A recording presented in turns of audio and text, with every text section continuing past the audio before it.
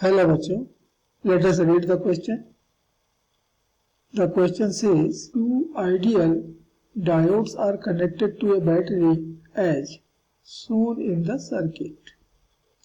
The current supplied by the batteries. तो हमें question के साथ में सर्किट भी सप्लाई की गई है, जहां पर कि दो डायोड लगे हुए हैं. ऊपर में है डायोड 1, नीचे है डायोड 2.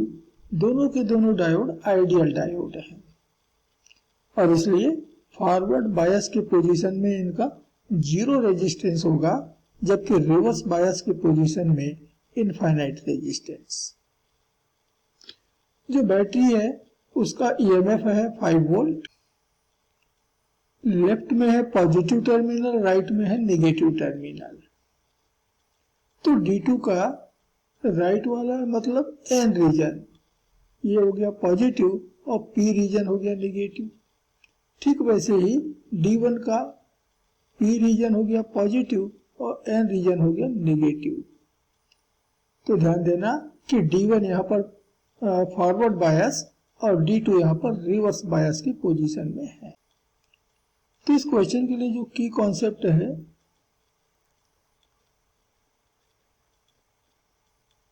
वह है कि in forward bias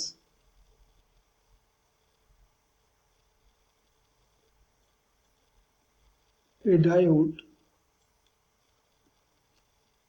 number 1 offers zero resistance, उसका रेजिस्टेंस जीरो हो जाता है. And number 2 conduct current,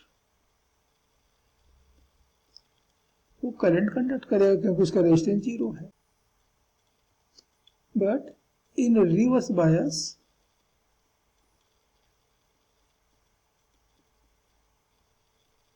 a diode offers infinite resistance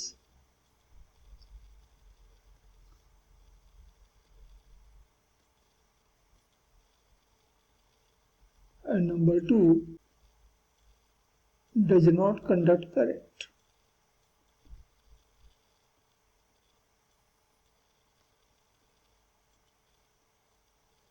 वो करंट भी कंडक्ट नहीं करेगा क्योंकि रेजिस्टेंस यदि इनफाइनाइट है तो वहां से होकर तो करंट फ्लो नहीं होगा. तो दिया गया क्वेश्चन बस इसी कॉन्सेप्ट पर डिपेंड करता है. तो ये हमारा दिया गया सर्किट डायग्राम. डायोड D1 साथ में कनेक्ट है 10 ओम. ये दूसरा डायोड D2, इसके साथ रेजिस्टेंस कनेक्ट है 20 ओम और फिर इनके पैरेलल में कनेक्ट कर दिया हमने ये बैटरी, और ये बैटरी है 5 वोल्ट की. तो जैसे हम पहले ही डिस्कस कर चुके हैं कि डायोड D2 रिवर्स बायस में है और इससे इधर से कोई करंट फ्लो नहीं होगा. The current through this branch is equal to zero. यहां से जो भी करंट फ्लो होगी, इसको मैं I2 कर देता हूं. I उसका कोई भी पार्ट हमारे D2 ब्रांच की तरफ नहीं जाएगा, इसलिए पूरा का पूरा करंट हमारे D1 की तरफ जाएगा. तो बैटरी जो है इसी क्लोज सर्किट में होकर के करंट फ्लो करेगा. बैटरी, फिर D1, फिर 10 ओम और फिर बैटरी. तो इसके लिए क्लोज सर्किट इस तरह से बनेगा और इसी क्लोज सर्किट में करंट सप्लाई होगी. बीच वाला ब्रांच एक ओपन ब्रांच है, इनफाइनाइट रेजिस्टेंस वाला ब्रांच है और इसलिए उधर से कोई करंट फ्लो नहीं होगा. अब D1 तो फॉरवर्ड बायस में है तो इसका रेजिस्टेंस तो जीरो हो गया. तो इस सर्किट में केवल एक ही रेजिस्टेंस है R और वो है 10 ओम के बराबर. और EMF E वो यहाँ पर 5 वोल्ट का है. Then according to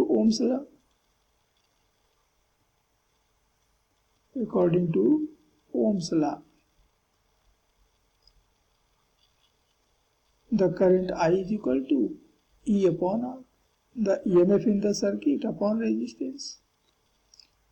तो ये तो है 5 और इधर हम 10 ओम का, तो 0.5 एम्पियर इतनी करंट बैटरी सप्लाई करेगा।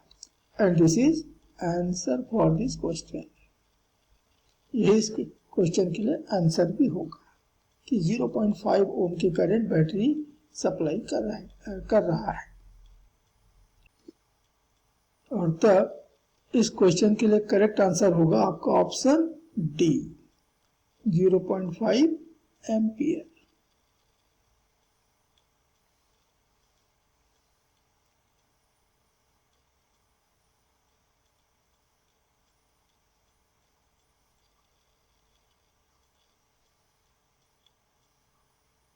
Hope you understood it well.